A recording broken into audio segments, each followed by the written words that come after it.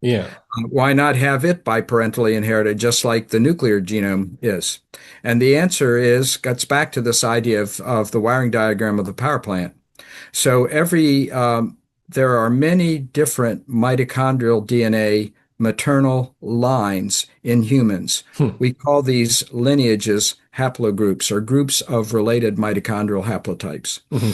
And these differ in their efficiency in making energy. Hmm. So, mitochondrial haplogroups from Africa, designated those as L macrohaplogroups, or a whole bunch of haplogroups from Africa. They are very energy efficient. And why would that be? Because in Africa, which was when we were evolving 200,000 years ago, was relatively warm. And in fact, people needed to run away from lions, so they needed lots of efficient energy. So they are very, what we call tightly coupled. Their mitochondria is very efficient at making energy. When you burn hydrogen with oxygen, you also generate heat. Hmm. So the more efficient your mitochondria are, the less calories you burn to make the same amount of ATP, so the less heat you generate. So that's great in Africa.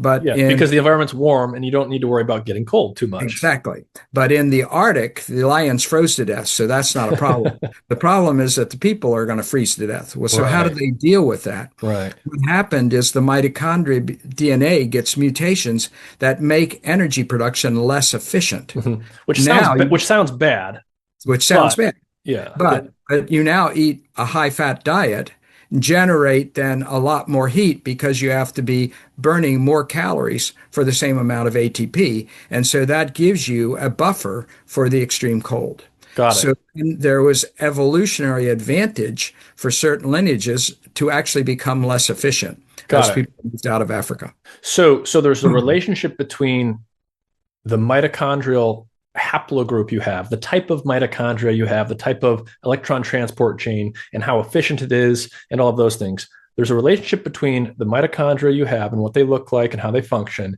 and the lineage you belong to. Basically, what part of the world your ancestors came from predominantly, and what the environmental factors were there, including energy availability and temperature. Right, as just two things.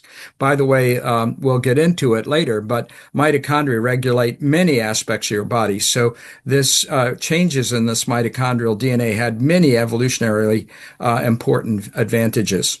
Now, the point is, though, that to get a power plant with a wiring diagram that it has a certain efficiency, you need certain kinds of the equivalent of, resistors and wires Right, and so right. on